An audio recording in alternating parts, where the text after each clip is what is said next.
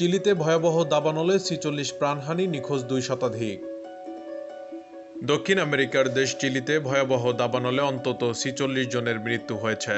এছাড়া ২ শতাধিক বাসিন্দা নিখোঁজ হওয়ার খবর পাওয়া গেছে। রোববার বিবিসির এক প্রতিবেদনে এ তথ্য জানানো হয়। খবরে বলা হয়েছে, দাবানলে অন্তত ৪৬ জনের মৃত্যু হয়েছে বলে জানিয়েছেন দেশটির প্রেসিডেন্ট গ্যাব্রিয়েল বোরিক। উপকূলীয় পর্যটন শহর ভিনা ডেল মার মেয়র বলেছেন, দাবানলে ২ শতাধিক বাসিন্দা নিখোঁজ হওয়ার খবর পাওয়া গেছে।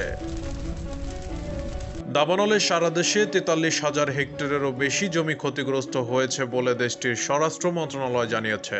স্বাভাবিকের চেয়ে বেশি তাপমাত্রা এবং প্রবল বাতাসের কারণে দাবানল আরও তীব্র রূপ ধারণ করে। বার্তা সংস্থা রয়টার্স জানিয়েছে, দাবানলে মৃতের সংখ্যা আরও বাড়তে পারে। দাবানল ছড়িয়ে পড়ার পর ফায়ার সার্ভিসের কর্মীরা হেলিকপ্টার ও ট্রাক ব্যবহার করে আগুন নেভানোর জন্য চেষ্টা করছেন।